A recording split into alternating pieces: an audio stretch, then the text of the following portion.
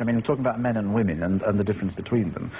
One of the things that has amazed me about you is the fact that you have been absolutely clear and critical about modern pop music and about certain modern pop singers, people whom you don't like. I mean, you don't make any pretense about... No, I don't, actually. The funny thing is, though, it's always good to do a TV show like this because it gets a chance to put things in the right perspective.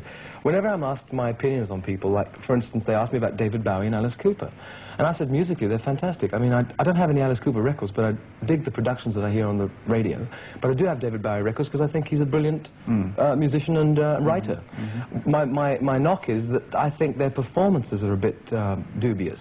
Because I mean, kids come to my show, and I know that a load of kids, say between the ages of 10 or 15, go to see them. And I feel a certain amount of responsibility as an adult in show business that a lot of these young kids come, and they're in their very formative ages.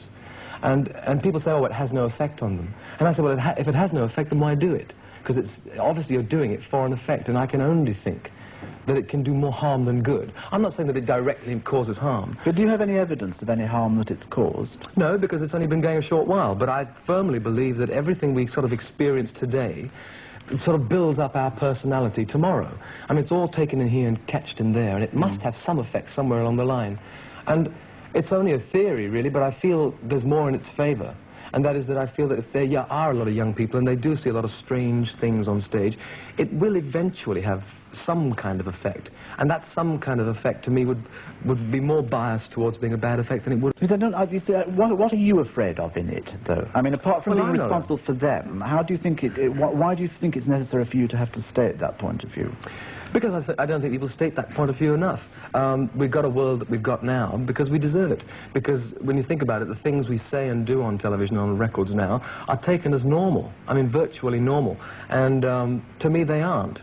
I don't find any kind of normality in some of the performers because it's outrageous. They don't do that sort of thing normally. But you see, who are either you or me to decide what is normal? I mean, it is normal for David Bowie to get dressed up the way he gets dressed up. It's normal for him. Well, not if his interviews are true. I mean, he acquired that. I mean, he wasn't like that when he did Space Oddity. He was just a guy with fizzy hair like today, and he sang a great song, and used to get rave notices for his concerts when he just used to sing his music to people. So therefore, whatever it was he acquired was an acquired thing, though. I mean, because he didn't always dress up and get made up and wear dangling earrings. So it's not a matter of even normality, really. Although, you know, one could go into great detail and say, well, if we used our logic, we would all come out and say, basically, that man is man and woman is woman, and that there's a necessity for that, and it's procreation and pleasure, or whatever we want to say. So therefore, on the whole, one could come to some kind of understanding of normality.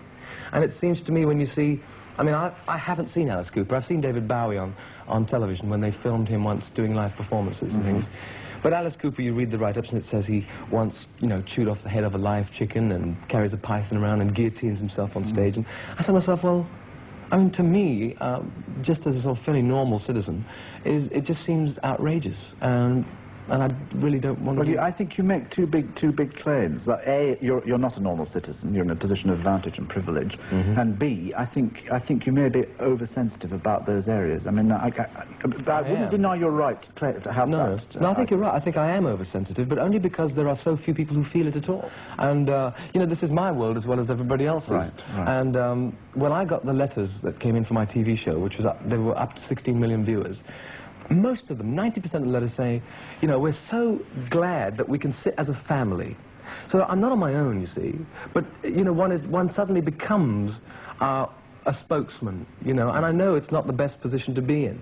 But as you say, I'm not quite a normal citizen in that I do have this fantastic privilege, as you do and as other people who appear on your show do have this privilege of being able to talk to the masses and spouting an opinion. But what I think is good about it is that I can't change anybody's mind.